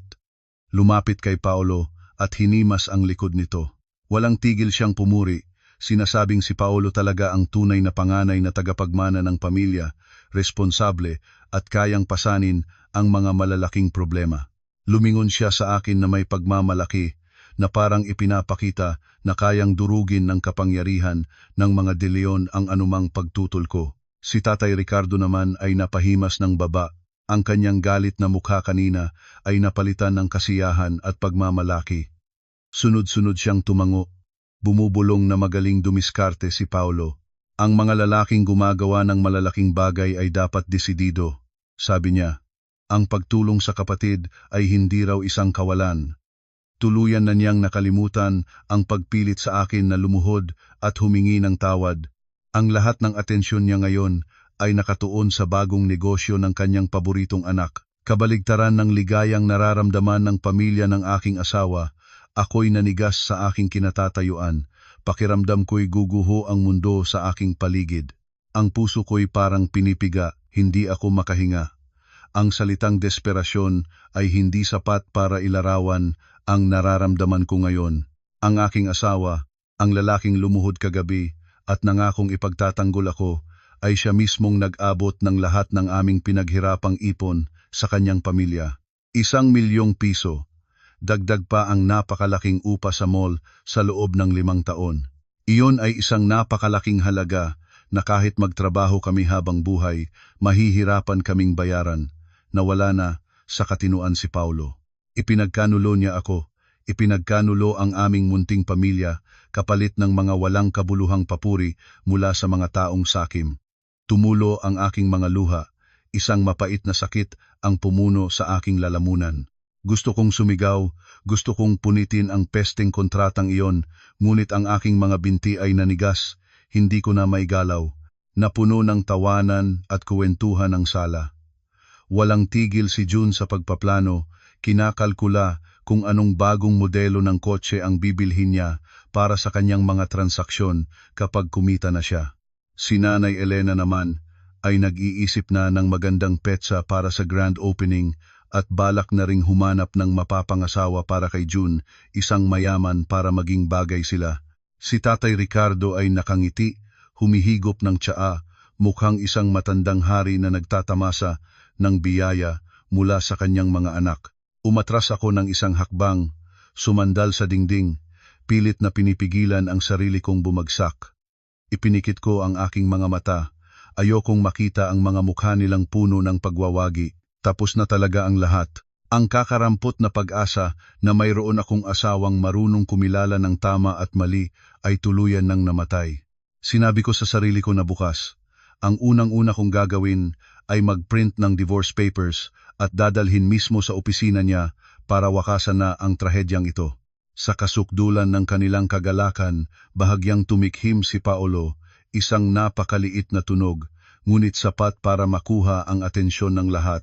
Hinintay niyang humina ang tawanan ni Nanay Elena bago dahan-dahang nagsalita. Tay, Nay, June, kalma lang po muna. May isa pa po akong mahalagang sasabihin sa pamilya. Bahagyang tumahimik ang paligid. Lahat sila ay nagtatakang nakatingin kay Paolo. Si June, yakap-yakap pa rin ang kontrata, ay inakalang ilalabas na ng kanyang kuya ang 1,000,000 piso. Inilabas ni Paolo ang 2 manipis na papel mula sa bulsa ng kanyang jacket. Hindi tulad ng itim at puting kontrata kanina, ang 2 papel na ito ay may opisyal na sagisag ng Pilipinas na kulay pula, kasama ang mga pulang selyo mula sa Department of Agriculture. Maingat na inilapag ni Paolo ang 2 papel sa mesa sa tabi ng tasa ni Tatay Ricardo. Tumayo siya ng tuwid, huminga ng malalim at malinaw na inanunsyo sa isang seryoso at tiyak na boses. Ito po ang desisyon ng pagtatalaga ng mga senior personnel, direkta mula sa departamento. Ayon sa atas ng pamunuan, kami pong mag-asawa ay napili bilang team leader at assistant team leader ng isang pambansang proyekto sa high-tech agriculture. Ang lugar ng aming trabaho ay hindi dito sa Luzon, kundi sa malayong isla ng Palawan. Ang boses ni Paolo ay malinaw na umalingaw-ngaw. Ipinagpatuloy niya ang pagpapaliwanag na ito ay isang mahalagang proyekto na nangangailangan ng mga ekspertong mananatili sa lugar. Dahil sa urgensya ng trabaho, kailangan nilang mag-impake at lumipad patungong timog sa susunod na linggo. Ang panahon ng panunungkulan doon ay hindi bababa sa 3 hanggang 5 taon at posibleng tumagal pa kung lalawak ang proyekto. Sa loob ng panahong iyon, ang kanilang trabaho ay napakaabala at confidential. Halos hindi na sila magkakaroon ng oras na bumalik sa Maynila o makisali sa mga gawain ng pamilya dito. Biglang natahimik ang buong silid. Ang tiktak ng orasan sa dingding ay malinaw na naririnig. Ang anunsyo ni Paolo ay mayroong nakakagulat na lakas na nagpawi sa lahat ng ngiti sa mukha ng 3 kaharap niya. Iminulat ko ang aking mga mata, nahilo ako, at ang puso ko'y kumabog ng malakas. Ang tsismis na sinabi ni Ate Flora sa instituto kaninang umaga ay totoo pala. At ang pinaka nakakabaliw ay palihim na inayos ni Paolo ang lahat ng papeles. Kinuha ang napakahalagang oportunidad na ito para sa aming dalawa nang hindi ko nalalaman. Ang pagtataka ko ay mabilis na napalitan ng isang hindi maipaliwanag na pakiramdam ng kagalakan. Kaya pala, pinlano na niya ang bawat hakbang. Ang desisyong pumunta sa Palawan ang gintong susi na magbubukas ng pinto tungo sa kalayaan na magliligtas sa amin mula sa pagkasira dahil sa pamilyang ito. Tumingala ako sa malapad na likod ng aking asawa at muling tumulo ang aking mga luha. Ngunit ngayon, hindi dahil sa sama ng loob, kundi dahil sa matinding emosyon. Ang kagalakan kanina ay tuluyang naglaho sa sala. Napalitan ito ng isang tensyonadong katahimikan na puno ng pagkabigla. Ang aking mga biyenan at si June ay parang binuhusan ng isang baldeng malamig na tubig. Nakatitig sila sa dalawang pulang dokumento sa mesa, sinusubukang unawain ang napakalaking epekto ng mga sinabi ni Paulo. Si June ang unang nakabawi. Tinapon niya ang pekeng kontrata sa upuan, tumayo at namutla. Utal-utal siyang nagtanong kay Paulo, "Kuya, kung pupunta kayo sa Palawan ng ilang taon, sino ang magbabayad ng buwanang upa sa mall? Sino ang magbibigay sa akin ng 1,000,000 piso para sa negosyo?" Natatakot siyang ang pangarap niyang negosyo na wala pang 5 minuto niyang binuo ay guguho na. Tiningnan ni Paulo si June. Ang kanyang mukha ay kalmado. Mahinahon siyang sumagot gamit ang mga argumentong hindi matututulan. Sobrang abala at stressful ang trabaho doon at isolated ang research area, limitado ang signal ng telepono at internet. Mahirap magpadala ng pera o mag-asikaso ng papeles. Naibigay ko na sa iyo ang kontrata ng upa, June. Ikaw na ang bahalang makipagtransaksyon. Tungkol naman sa 1,000,000 piso, kailangan din naming maghanda ng pera para sa bago naming buhay sa Timog, kaya susubukan naming ayusin at ipadala kapag nakasettle na kami.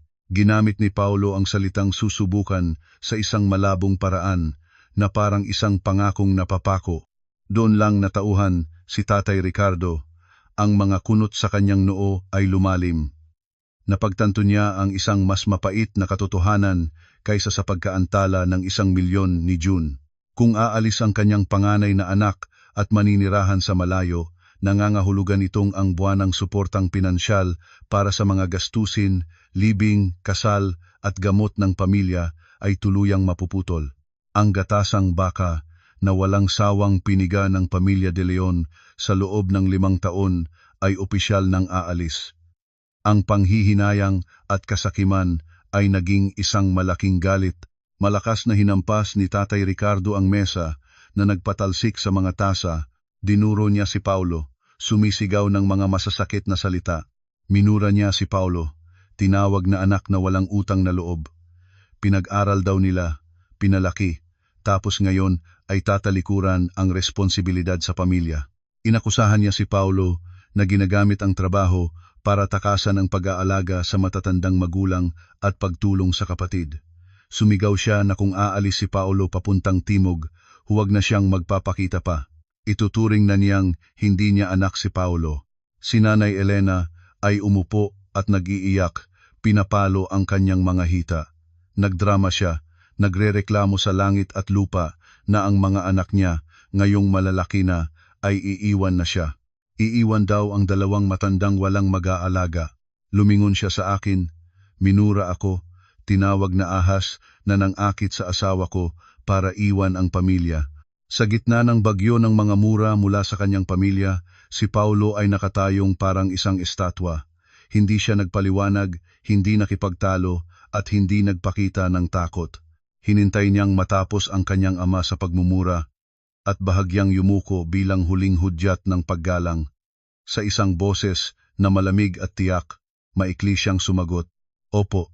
Tinatanggap ko po ang inyong mga payo. Hinihiling ko lang po ang inyong pahintulot na gampanan ang tungkuling iniatas sa akin ng bansa." Nagbilin siya kay June.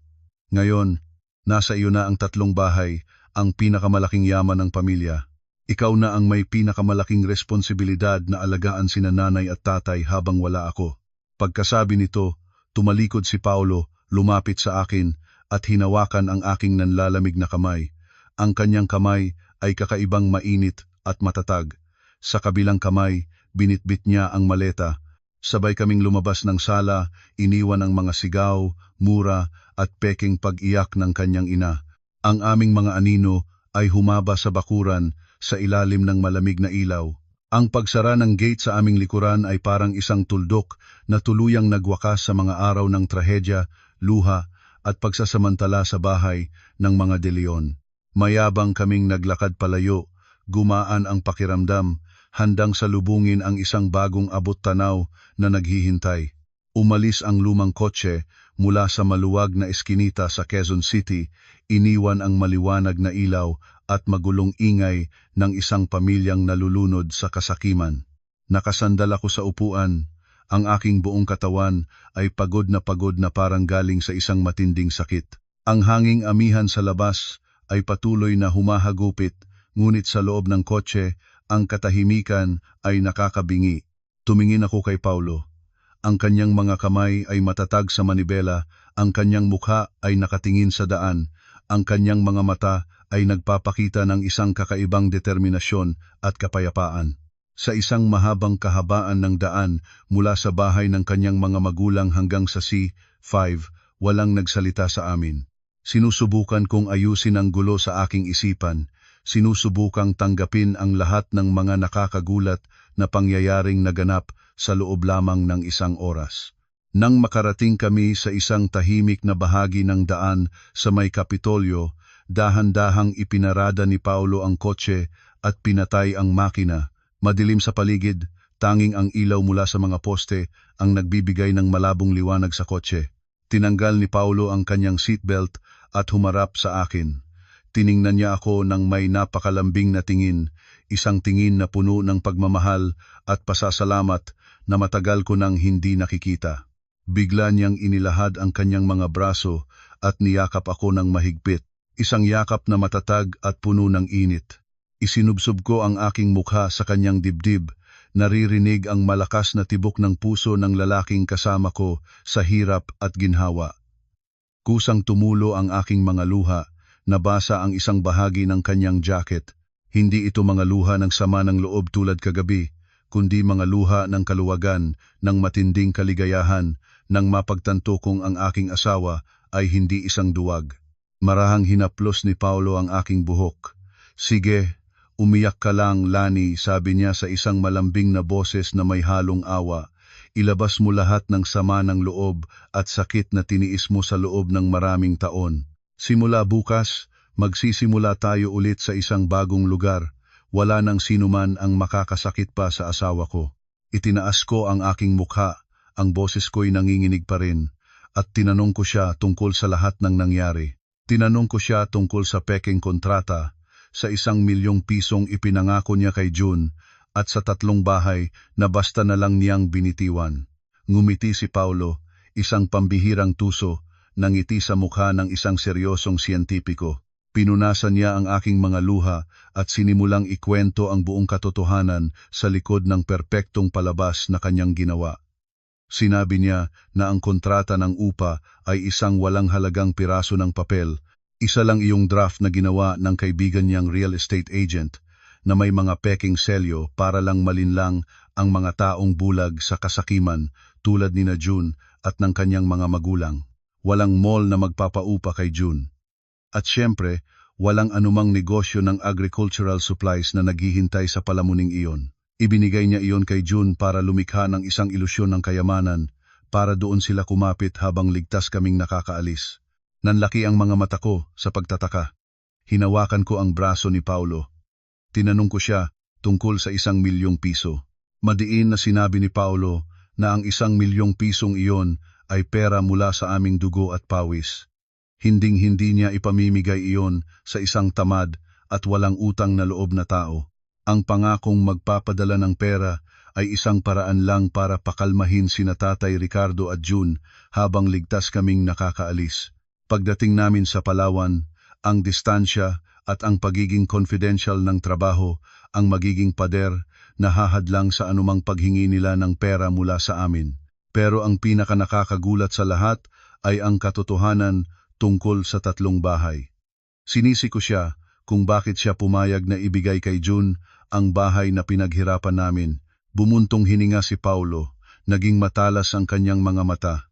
Ipinaliwanag niya na ang kanyang pananahimik at pagsang-ayon sa lahat ng bagay sa mga nakaraang araw ay para tuluyang maalis ang napakalaking pasanin sa pananalapi na idinidikit ng kanyang pamilya sa amin. Ang 2 bahay na binili namin na nakapangalan kay Tatay Ricardo ay palihim na isinangla ng kanyang ama kasama ang 2 pang lumang bahay sa bangko para sa isang peking online investment na nagdulot ng isang napakalaking utang sa pangalan ng pamilya De Leon. Nang ilipat ni Tatay Ricardo ang lahat ng ari-arian kay June, sa ilalim ng batas, si June na ngayon ang may responsibilidad na bayaran ang lahat ng utang sa bangko. Palihim na nalaman ni Paulo ang planong ito na ipasa sa amin ang bomba ng utang. Kaya pinili niyang sumuko, masayang ipinasa ang lahat ng ari-arian pati na ang napakalaking utang kay June. Ngayon, ang kanyang mahal na kapatid na lalaki ang kailangang magbanat ng buto para bayaran ang utang sa bangko nang walang isang tanga na kapatid na sasalo sa kanya. Nang marinig ko ang buong plano ni Paulo, kinilabutan ako. Ang matalinong pagbaligtad sa sitwasyon, ang malalim na parusa, ay isang nakamamatay na dagok sa walang hanggang kasakiman ng pamilya De Leon. Niyakap ko si Paulo, tumawa ng malakas sa sobrang tuwa. Ang bigat na pasan ko sa loob ng 5 taon ay tuluyan ng naglaho. Ang asawa ko ay hindi duwag. Ginamit lang niya ang kanyang pananahimik para gumawa ng isang perpektong bitag para protektahan ang aming munting pamilya mula sa walang awang pagsasamantala ng mga taong tinatawag niyang kadugo. Sa tahimik na lugar sa tabi ng lawa, nagpalitan kami ng isang mainit na halik. Tuluyan ng kinalas ang lahat ng tanikala, handa nang lumipad patungo sa isang maningning na hinaharap. Pagkatapos ng gabing iyon sa bahay ng aking mga biyenan, kami ni Paulo ay nagkumahog sa paghahanda para sa aming pag-alis. 1 linggo lang ang aming panahon para tapusin ang lahat ng paperwork sa instituto, ayusin ang aming mga gamit sa lumang apartment at ihanda ang aming sarili para sa isang bagong buhay. Ang maliit na apartment ay puno ng mga kahon ng libro, mga dokumento at damit. Kahit pagod sa puyat at maagang paggising, pareho naming naramdaman ang isang walang hanggang enerhiya. Ang saya na malapit na kaming makalaya sa nakakasakal na buhay na ito ay nagpagaan sa lahat ng pagod. Plano naming isauli ang apartment, ibenta ang mga malalaking gamit at dalhin lamang ang mga mahahalagang bagay at ang lahat ng aming ipon para sa aming bagong buhay sa Palawan. Noong Huwebes, habang abala ako sa pagbabalot ng huling kahon, tumunog ang aking telepono. Ang pangalan ng aking biyenan ang lumitaw sa screen. Bahagyang kumabog ang aking puso, ngunit agad akong kumalma. Hindi na ako ang dating manugang na nanginginig sa tuwing tatawag siya. Dinala ko ang telepono kay Paulo. Kinuha niya ito, sinagot, at inilagay sa kanyang tainga na may malamig na ekspresyon. Mula sa kabilang linya, isang magulong ingay ang umalingaw-ngaw. Ang iyak, ang sigaw, at ang pagwawala ni Nanay Elena. Umiiyak siyang parang baliw, tinatawag ang pangalan ni Paulo. Ibinabalita niya ang isang nakakagulat na pangyayari. Si Tatay Ricardo ay isinugod sa Philippine Heart Center. Isang biglaang pagtaas ng presyon ng dugo ang nagpatumba sa kanya, bumubula ang bibig, at walang malay. Ang sanhi ng lahat ng ito ay ang kanyang paboritong anak. Habang umiiyak, ikinuwento ni Nanay Elena ang nangyari. Noong umagang iyon, si June, bihis na bihis, ay pumunta sa Araneta City para kunin ang kanyang commercial space. Mayabang siyang pumasok sa opisina ng management, inilapag ang mga peking papeles at hiningi ang susi. Nang malaman ng staff na peke ang kontrata, magalang siyang pinalabas, pero nagwala si June, sumigaw at nag-iskandalo. Ang resulta, tinawag ang mga security guard. Kinaladkad nila si June palabas ng gusali at itinapon sa kalsada, bugbog sarado. Pag-uwi ni June, umiiyak. Isinumbong ang panloloko ni Paulo. Kasabay nito, dumating ang mga taga-bangko para maningil ng utang. Kailangan ni June, bilang bagong may-ari, na bayaran agad ang daan-daang libong pisong interes kung hindi ay ireremata ang mga ari-arian. Ang katotohanan ay napakasakit. Ang lahat ng pangarap ni June ay gumuho. Napagtanto ni Tatay Ricardo na naloko siya ng sarili niyang anak at na ang kanyang paboritong bunso ay hindi kayang bayaran ang utang. Ang matinding stress at galit ang nagdulot ng kanyang stroke. Nagmamakaawa si Nanay Elena na pumunta si Paulo sa ospital, magdala ng pera para sa bayarin at ayusin ang problema sa bangko. Magulo na raw ang lahat. At si Paulo lang ang makakaayos nito. Narinig ko ang lahat ng sinabi ng aking biyenan. Nakaramdam ako ng halo-halong emosyon, awa sa katangahan ng matanda, ngunit pakiramdam ko rin ay mabilis na dumating ang karma. Si Paulo ay nanatiling tahimik, hindi nagbago ang ekspresyon. Hinintay niyang matapos si Nanay Elena bago nagsalita ng malamig at tiyak. Sinabi niya sa kanyang ina na kinabukasan na ang kanilang paglipad patungong Palawan para sa isang pambansang tungkulin. Hindi na ito mababago. Ipinaalala niya na naipasa na kay June ang lahat ng ari-arian, kaya responsibilidad na ni June na alagaan ang kanilang ama at bayaran ang mga utang. Tapos na raw ang kanyang responsibilidad. Pagkasabi nito, pinatay ni Paulo ang telepono. Lumingon siya sa akin, ngumiti, at nagpatuloy sa pag-iimpake, handa na para sa isang bagong buhay na malaya sa mga taong sakim. Ang eroplanong galing Maynila ay lumapag sa Palawan. Dala ang 2 taong nakatakas mula sa isang bilangguan. Ang mainit na hangin ng dagat ay sumalubong sa amin, pinapawi ang lamig ng amihan. Ipinikit ko ang aking mga mata, nilalanghap ang kalayaan. Ang langit sa Palawan ay asul na asul, walang bahid ng ulap tulad ng aming damdamin. Sinundo kami ng sasakyan ng proyekto at dinala sa aming bagong tahanan, isang modernong apartment na may tanawin ng dagat. Namangha ako sa ganda at luwag nito. Malayo sa aming luma at amoy-amag na apartment sa Quezon City, niyakap ako ni Paulo mula sa likod. Ito na ang tunay nating tahanan, Lani, bulong niya. Kinabukasan, nagsimula kaming magtrabaho ng may sigla at saya. Bilang mga lider ng proyekto, abala kami sa pagbuo ng mga bagong uri ng palay na kayang tumubo sa maalat na lupa at pagdidisenyo ng mga high-tech na greenhouse. Ang mga araw ay lumipas ng mabilis. Ang aming karera ay umunlad. Pinalakpakan ng Ministro ng Agrikultura ang aming tagumpay at binigyan kami ng malaking bonus. Ginamit namin ang pera para bumili ng mga bagong gamit at mag-enjoy sa aming bagong buhay.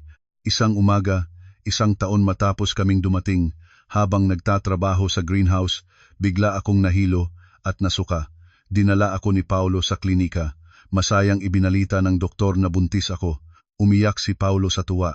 Dumating ang aming anak sa pinakamagandang panahon ng aming buhay. Malaya na kami sa madilim na nakaraan. Mula noon, inalagaan ako ni Paulo ng husto. Siya na ang gumagawa ng lahat, nagluluto, at kinakausap ang aming anak sa aking sinapupunan. Sa aming bahay na may tanawin ng dagat, hindi nawawala ang tawanan. Magkasama naming binubuo ang isang maningning na hinaharap kung saan lalaki ang aming anak sa pagmamahal at kalayaan. Lumipas ang halos 3 taon, ang aming anak na si Bin ay 2 taong gulang na. Ang aming buhay ay mapayapa hanggang sa isang hapon, dumating ang isang sulat mula sa isang malayong kamag-anak sa Maynila. Ikinuwento nito ang masaklap na sinapit ng pamilya De Leon. Si June, matapos mapahiya, ay tuluyang nalugmok sa masamang buhay. Dahil sa utang, nagsimula siyang magsugal at nalulong sa droga. Sa huli, kinuha ng bangko ang lahat ng 3 bahay. Napilitan silang mangupahan sa isang sira-sirang kwarto sa labas ng syudad. Si Tatay Ricardo, matapos ang kanyang stroke, ay naparalisa ang kalahati ng katawan. Ang galit at pagkadismaya sa kanyang anak ay nagdulot sa kanya ng matinding paghihirap. Isang araw, sa gitna ng pagkahay sa droga, itinulak ni June ang kanyang ama, kinuha ang natitirang pera, at tumakas. Kasama sa sulat ang isang maikling liham mula kay Nanay Elena, humihingi ng tawad at nagmamakaawang bumalik kami para tulungan sila. Nabigla ako sa nabasa ko. Ang karma ay mabilis na dumating. Tumingin ako kay Paulo, namumula ang kanyang mga mata. Kahit anong sama ng loob, magulang pa rin niya sila. Ngunit ang pagiging makatwiran ay nanaig. Pinunit ni Paulo ang sulat at itinapon sa basurahan. Hindi na tayo babalik, Lani, sabi niya. Sila ang may gawa niyan. Ngunit sa huli, hindi niya natiis na hayaan silang magutom. Lihim siyang nagpadala ng 10,000 piso, milyong-libong PHP, buwan-buwan, sa isang pinagkakatiwalaang kaibigan, para kumuha ng isang caregiver na mag-aalaga sa kanyang mga magulang. Iyon ang huling utang na loob na kaya niyang ibigay. 5 taon pagkatapos naming umalis, ang aming proyekto sa Palawan ay naging isang malaking tagumpay. Inimbitahan kaming bumalik sa Maynila para tumanggap ng isang pambansang parangal. Sa airport, habang naghihintay, nakatanggap si Paulo ng isang text. Ibinabalita nito ang pagkamatay ni Nanay Elena. Si Tatay Ricardo naman ay tuluyan nang nawala sa sarili at dinala sa isang social welfare center. Tiningnan ko si Paulo, naghihintay sa kanyang desisyon. Ito ang huling pagkakataon para bumalik siya at gampanan ang kanyang tungkulin bilang anak. Pero tahimik niyang binura ang mensahe. Tapos na ang lahat, Lani, sabi niya, ngumiti. Ang pamilya ko ngayon ay ikaw at si Bin lang. Sakto, tinawag na ang aming flight. Tumayo si Paulo, hinawakan ang aking kamay, at kinarga si Bin. Sabay kaming naglakad patungo sa eroplano. Ang sikat ng araw ay nagbibigay liwanag sa aming mga anino. Bumabalik kami sa lugar na dati isang impyerno, ngunit ngayon, bilang mga nagwagi, handang harapin ang hinaharap ng may pag-asa at kapayapaan magpakailanman.